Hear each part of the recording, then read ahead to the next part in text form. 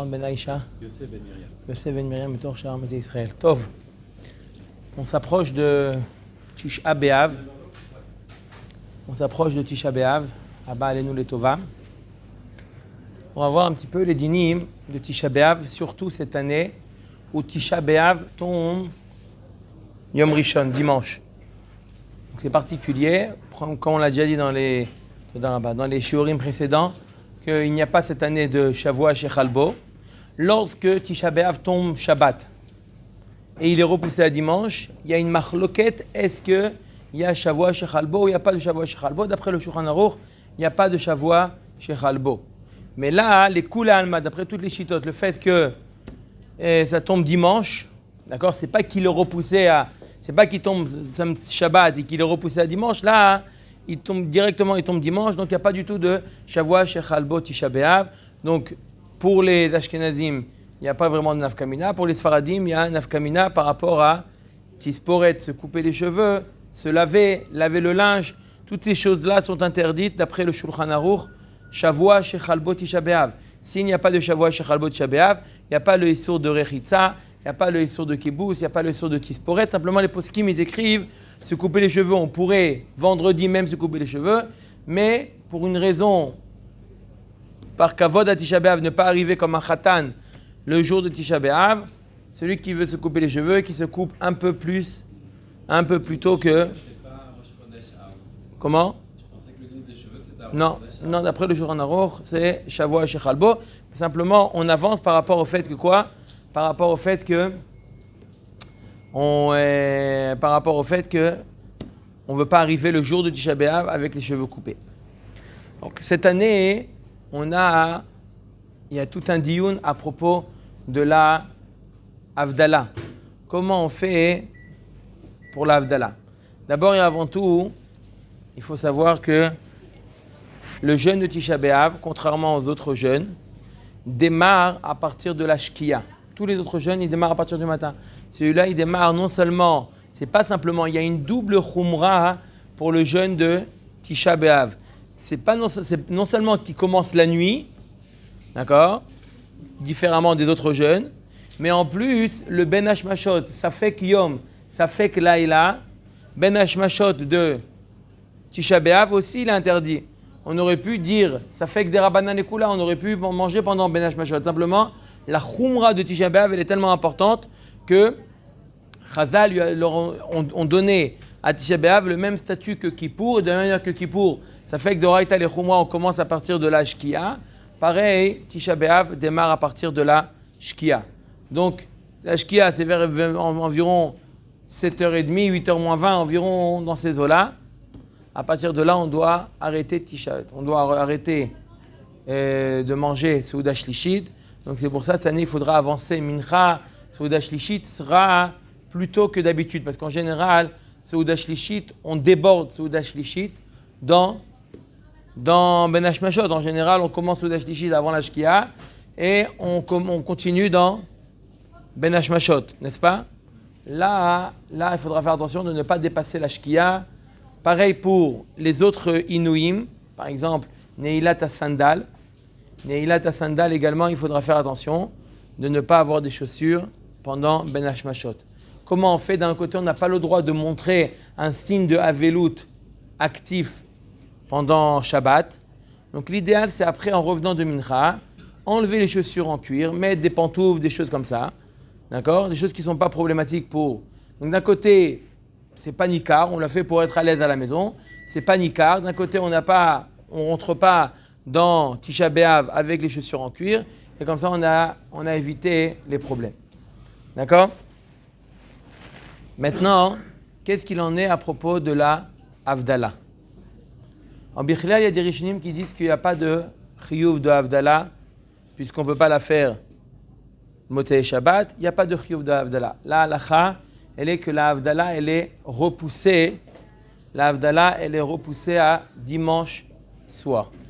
La Havdalah, elle est composée en général de quoi? En général, la Havdalah, elle est composée de, bien entendu, Boré Pirei Geffen, Boré Moré Haesh, Boré Mini Bessamim, Boré Moré Haesh et la Havdalah.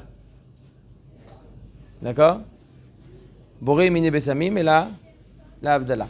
Cette année, Boré Miné Bessamim, il n'y a pas de Boré Miné Bessamim, tout simplement parce que, pourquoi on fait la bracha de Boré Miné Bessamim? Les Hashiv et Nefesh. On a la Neshama Yetera qui est partie, on veut un petit peu un réconfort, on veut une odeur, parce que l'odeur, il faut savoir que c'est vrai que la Hana qu'on a, elle est minime par rapport à la Hana que la Neshama ressent d'une odeur. Donc, les Ikar, on dit, bon, c'est quoi sentir Motzei Shabbat? C'est ça qui va la Shiv et ta Nefesh. Oui, la Hana'a d'une odeur, plus la Neshama profite plus que ce qu'on nous, on profite. Nous, on profite, le corps, il profite beaucoup moins que la Neshama. Donc, c'est une Hana'a Ruchanit, la Hana'a de la Neshama.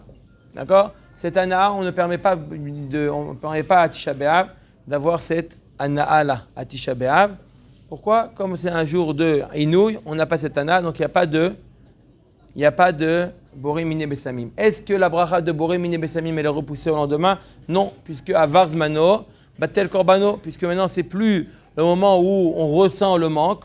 Ça y est, on l'a ressenti déjà le manque depuis Motzei Shabbat. Il n'y a pas de rattrapage, tout le temps il n'y a pas de rattrapage pour la bracha de Boré Miné Bessamim. Boré Atse Bessamim, Boré Isbe Bessamim. Maintenant, la bracha de Boré Meoré Haesh n'est pas lié à la Havdalah. Les Khatrila, on met la bracha de Boré Atse et Boré Meoré Haesh. Les Khatrila, on la rentre dans la Havdalah, mais elle n'est pas obligatoirement liée à la Havdalah. Ça veut dire que là, puisqu'il n'y a pas de Havdalah, ça ne veut pas dire qu'il n'y a pas de Boré Meoré Haesh. Non, Boré Meoré Haesh, c'est par rapport à, on loue à Kadosh Baruch Hu sur la création de le fait que Kadosh Baruch Hu, il a donné le da'at à Adam Arishon de créer le feu. Motzei Shabbat, Chazal nous disent que Motzei Shabbat, Adam Arishon, il a frotté 2 pierres, il a créé de ça le feu. Par rapport à, on loue à Kadosh Baruch Hu par rapport à ça, c'est pour ça qu'on fait la bracha de Boré Meoré Haesh. Ce n'est pas lié à l'Havdalah. Boré Meoré Haesh, l'Echatrila, il est intercalé dans l'Havdalah, mais sinon la Boré Meoré Haesh, on le fait même s'il n'y a pas de Havdalah.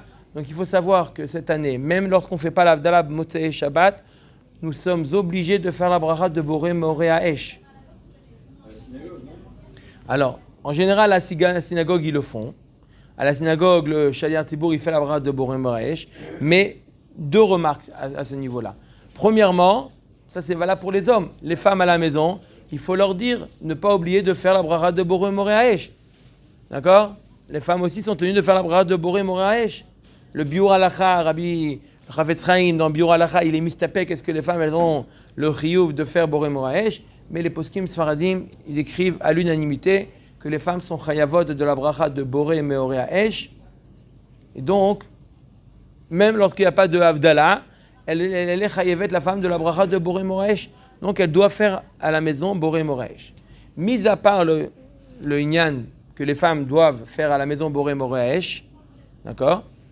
Même lorsque le Shaliach Tzibour, il fait au Bet HaKnesset, il fait la bracha de Boré Meoré Haesh au Bet HaKnesset, des fois, on est loin du feu, d'accord? Alors, on va juste un peu expliquer le sens de la bracha de Boré Meoré Haesh. Quand est-ce qu'on doit la faire, la bracha de Boré Meoré Haesh, pour savoir que ce n'est pas simplement le fait de l'écouter. Il y a marqué dans Tosefta que « En mevarichim alaner ad sheye otu leoro ». Ça veut dire on ne fait pas la bracha de Boré Meoré Haesh jusqu'à ce qu'on profite du ner. La Gemara explique on n'a pas besoin de mamash profiter du ner. Ce n'est pas une birkat hanéenim qu'on a besoin de profiter. Comme tu veux manger une pomme, tu fais la bracha sur la hana'a. Là, ce n'est pas sur la hana'a du feu qu'on fait la bracha. Ce n'est pas le fait qu'on profite du feu. Sur quoi on fait la bracha tous les Motzei Shabbat, Boré Meoré Haesh? Sur la possibilité, le fait qu'à Kadosh Baruch Hu, on loue à Kadosh Baruch Hu, ce n'est pas une birkat hanéenim, c'est une birkat shevach. On loue à Kadosh Baruch Hu sur le fait qu'on a cette possibilité d'avoir le feu. Grâce au feu, on est capable de cuisiner, on est capable de se chauffer, on est capable d'éclairer, on est capable de faire beaucoup de choses grâce au feu. On loue à Kadosh Baruch Hu justement, Motzei Shabbat, juste sur cette créature qui s'appelle le feu.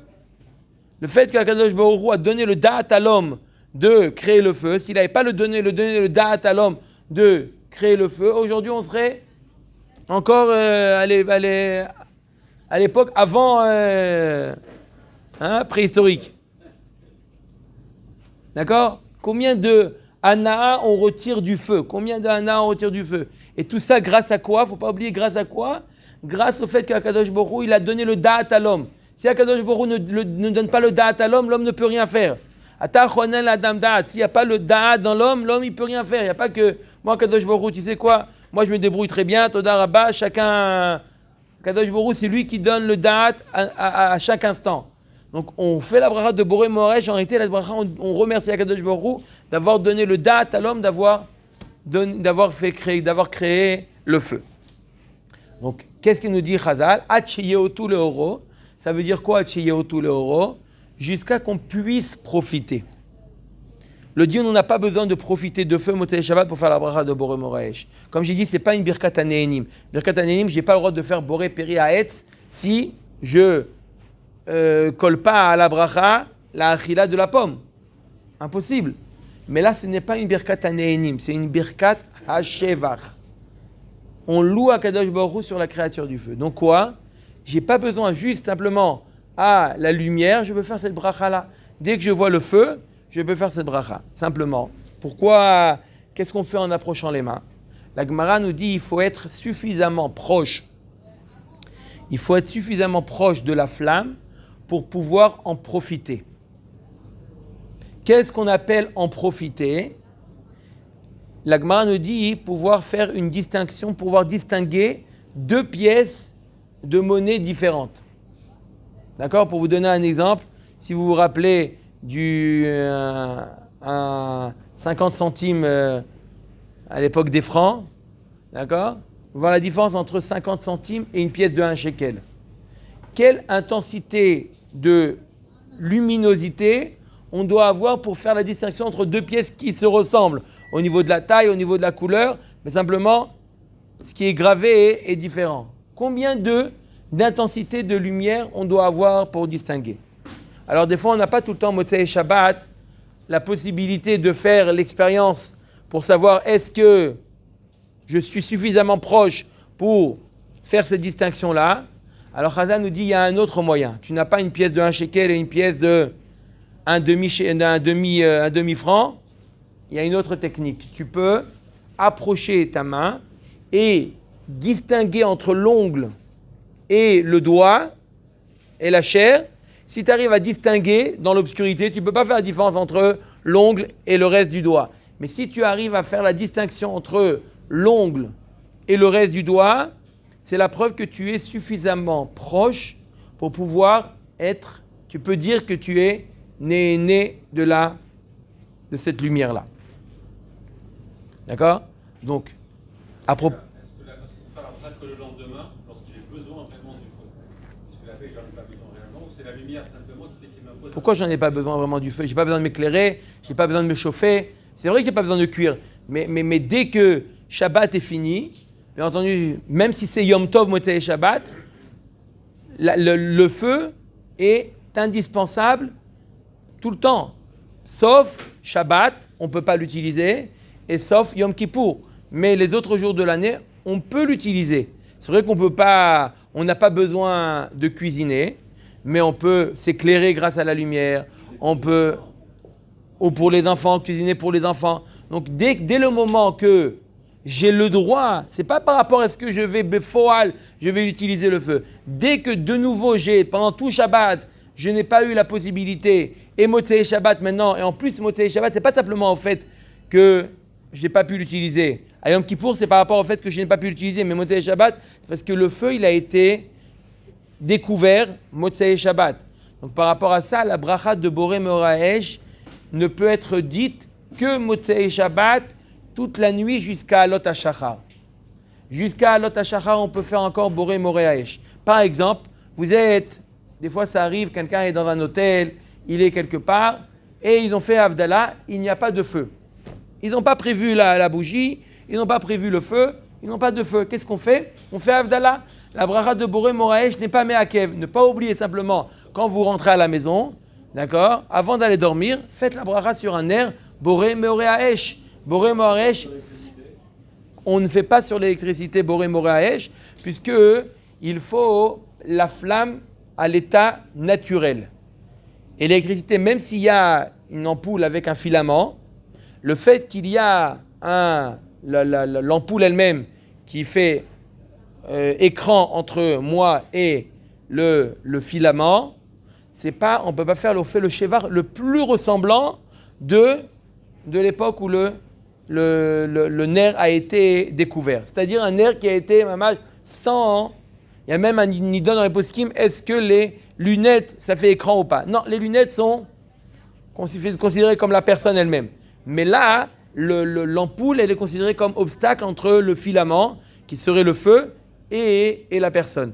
Donc c'est pour ça qu'on ne fait pas sur l'électricité. Mais il faut savoir qu'il y avait des chachamim, comme Reb Chaim Ozer, des grands talmidei chachamim.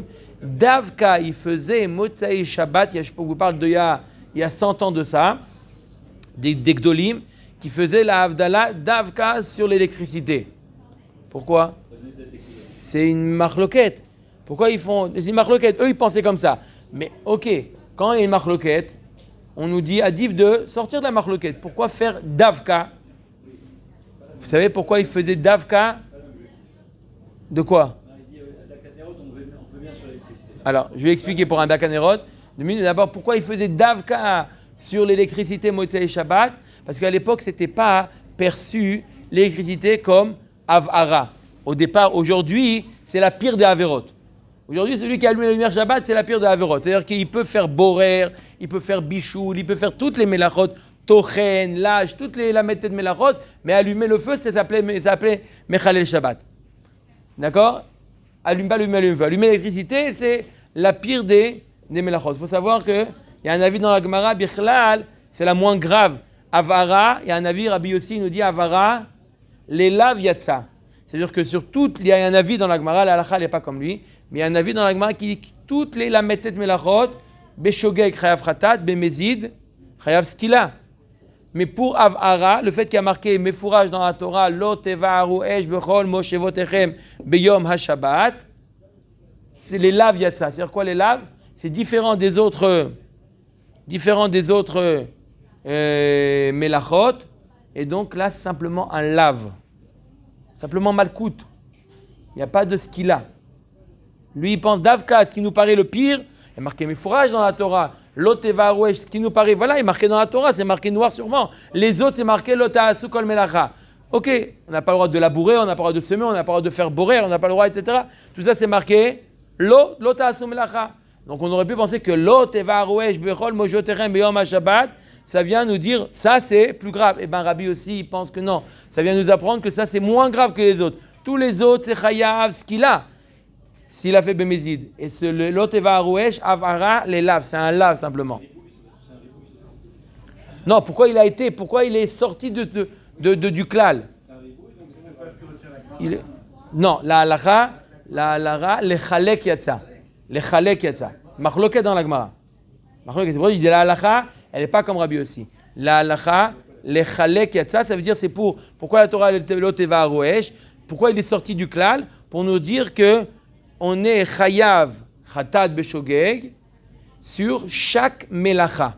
On aurait pu penser que quelqu'un qui a fait pendant Shabbat, il savait que c'était Shabbat, d'accord, mais il ne savait pas que c'était interdit de faire borer, il ne savait pas que c'était interdit de mevachel, il a fait plusieurs melachot.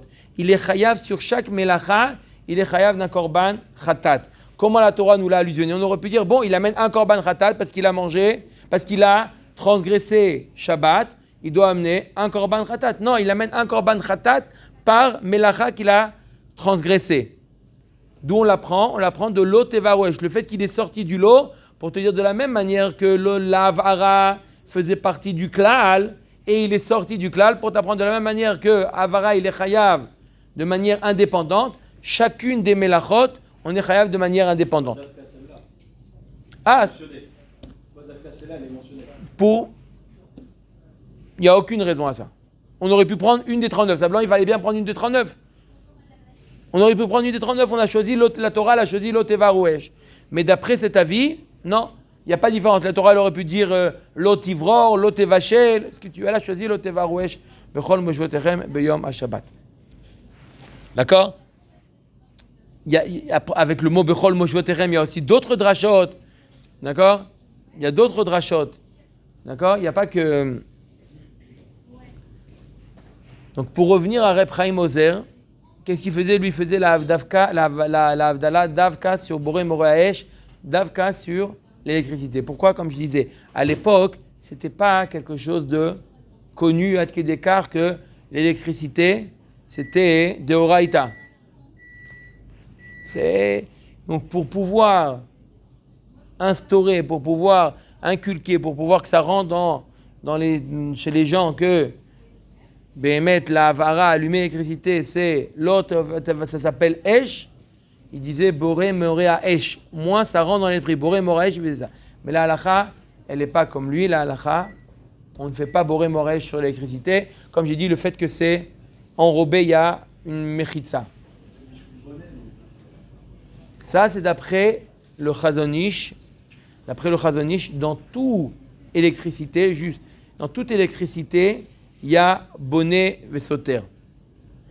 D'après le Chazon Ish, dans n'importe quel appareil électrique, lorsque je le mets en marche ou lorsque je l'éteins, il y a la melacha, il veut dire le Chazon Ish, le fait de fermer un circuit électrique, c'est bonnet. Pourquoi c'est bonnet? Bonnet, c'est pas simplement construire quelque chose de physique, non. Rendre quelque chose apte à l'utilisation, c'est bonnet.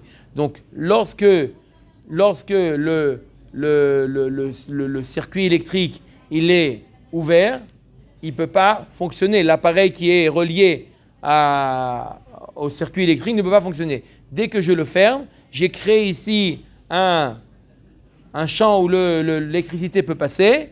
Ça s'appelle, d'après le Chazon Ish, c'est bonnet. Le Rav Shlomo Zalman Auerbach, à l'époque, il était avrer tsaïr, il était un jeune avrer. Il a écrit toute une chouva sur le sujet, et il a été en désaccord avec le Chazon Ish. Il a dit il n'y a pas de bonnet vesoter. Aujourd'hui, c'est l'avis le plus répandu, c'est qu'il n'y a pas de problème de bonnet vesoter sur l'électricité. Maintenant, Nafkamina pour Amar Legoy, je vais le dire dans 2 minutes, mais il faut faire même d'après le Rov des poskim qui ont suivi l'avis du Rav Shlomo Zalman Auerbach qui dit qu'il n'y a pas de bonnet vesoter dans l'électricité. Il y a une distinction à faire maintenant de quel appareil électrique il s'agit. Si c'est un appareil électrique qui a un filament, qui a une résistance qui va rougir, qui va grâce à l'électricité qui va se consumer, il y a un problème il y a une melacha de mavaïr. Là, pas un problème de bonnet. C'est pas le fait que j'ai fermé, le fait qu'il y a un filament qui va rougir, le fait qu'il y a une résistance qui va rougir, le fait qu'il y a il y a du feu, c'est avara. Donc c'est pas par rapport à l'électricité. L'électricité aussi peut créer du feu. J'ai créé du feu grâce à l'électricité. C'est avara.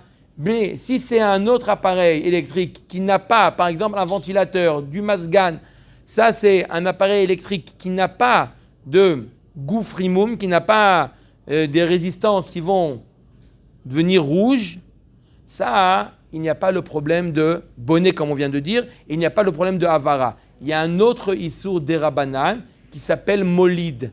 Je n'ai pas le droit midérabanan, qui ne fait pas partie des 39 mélachot. Les rachamim, ils ont mis des barrières, molid. Je n'ai pas le droit d'une sorte de création, de créer un champ électrique. Pas par rapport à bonnet vesoter, parce qu'on a dit que le Rav Shlomo Zalman, il a déjà prouvé qu'il n'y a pas bonnet vesoter. Pourquoi en 2 mots il dit qu'il n'y a pas bonnet vesoter dans un circuit électrique? Parce que tout simplement c'est fait pour être ouvert et fermé. Comme j'ai dit, lorsque j'ouvre la porte et je ferme la porte de la maison, je ne suis pas en train de dire je suis bonnet vesoter. C'est fait de manière, c'est pas quelque chose qui est de manière cavoie, fixe. C'est de manière, donc il n'y a pas le problème de bonnet vesoter, mais il y a le problème de créer qui s'appelle le problème de molid. Il y a un issour des Rabbanan qui s'appelle molid. Alors d'où vous allez dire, c'est des Rabbanan. Les Rabbanan, ils n'ont pas connu les Chachamim, ils n'ont pas connu l'électricité pour dire qu'il y a un issour des Rabbanan. D'accord? Mais les Chachamim, ils ont dit par exemple pour l'odeur, réach, molid réach. Ça veut dire créer, par exemple, on veut se parfumer Shabbat.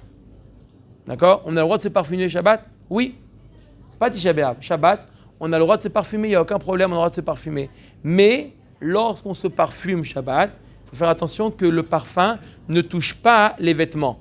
Lorsque le parfum touche le vêtement, il devient maintenant une source d'odeur.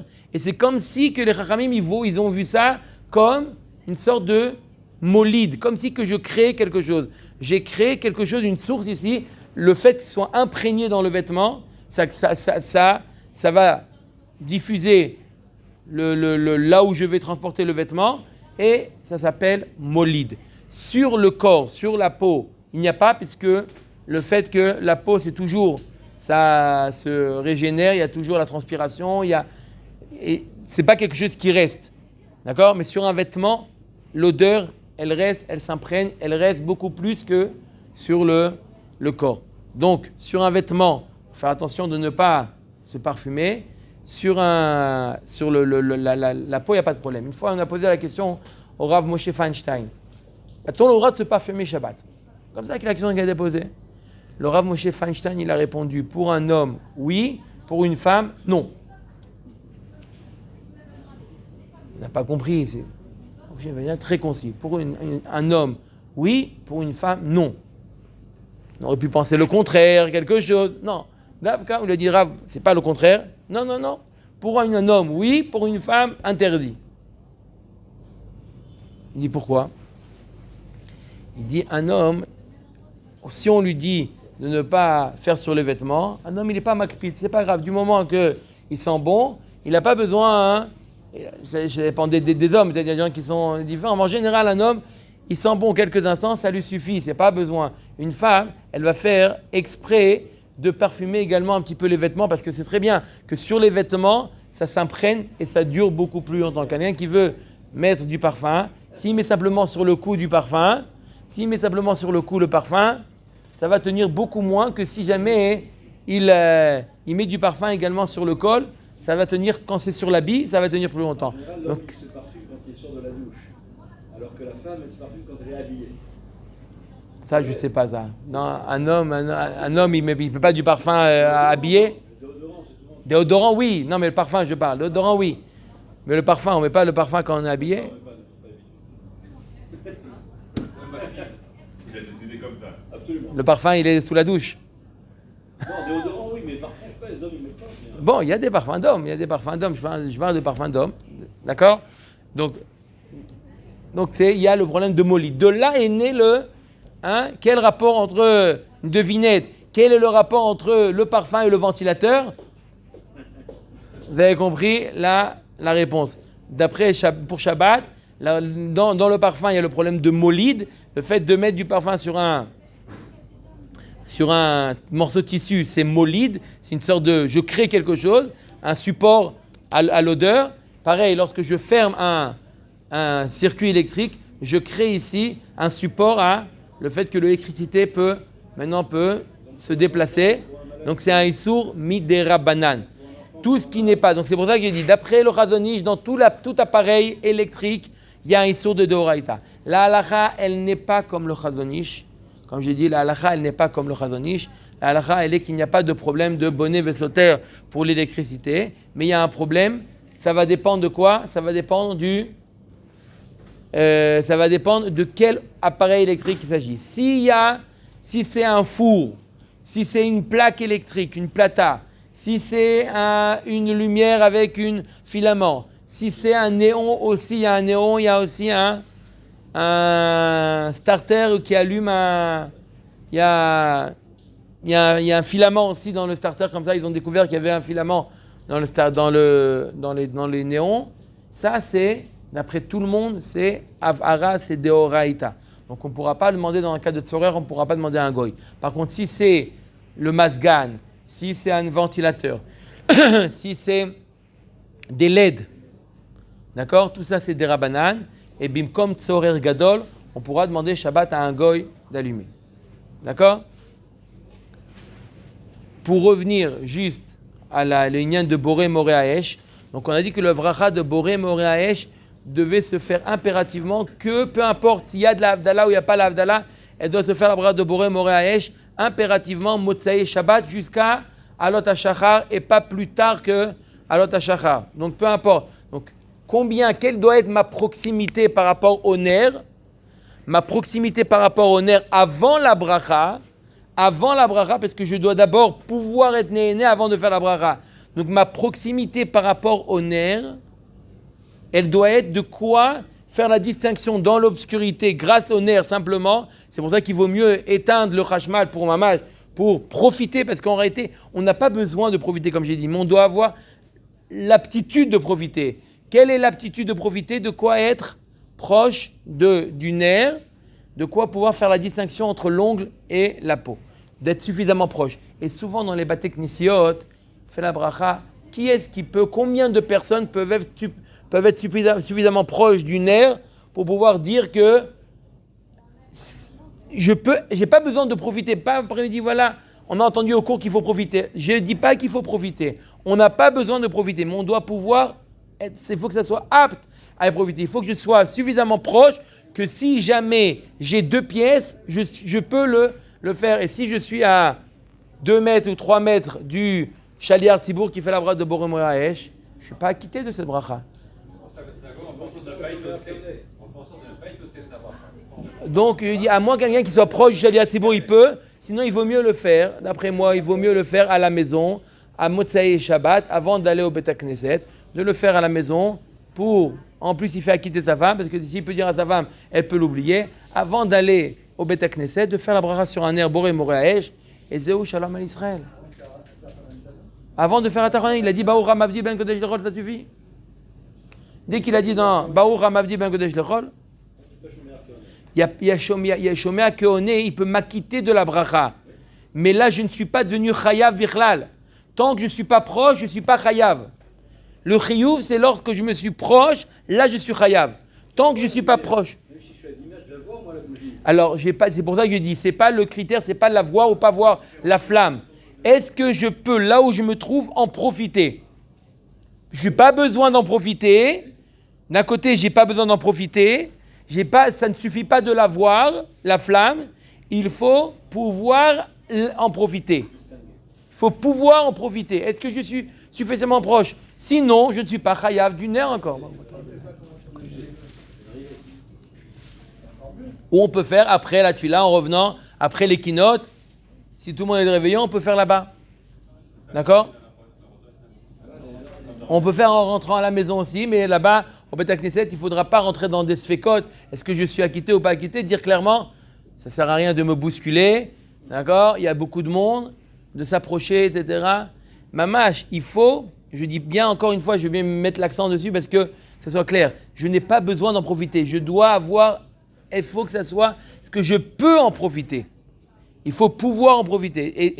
Et en fonction de quoi? Par rapport à la distance à laquelle je me trouve du nerf. C'est pour ça qu'en général, on est trop loin du nerf pour pouvoir en profiter.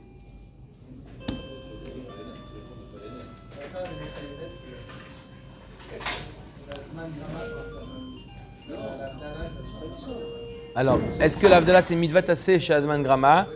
Oui, c'est une mitzvah tassé chez Azman Grama, mais Nashim Chayavot, pourquoi? Zachor, quand on dit Zachor Veshamor, tout celui qui a la mitzvah de Shamor, il a la mitzvah de Zachor. Et dans Zachor, le Rambam dit dans Zachor, et dans Zachor, c'est quoi? C'est et le Kiddush et la Avdala. Donc la femme, elle a la chayavet de Avdala, et aussi elle est chayavet de Boré Moresh, parce que ça fait partie de quoi? Des dinim de Shabbat. Tout ce qui est lié à Shabbat, par exemple, l'Echem Mishné.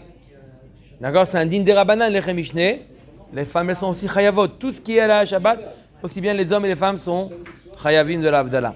Baruch Adonai L'Olam.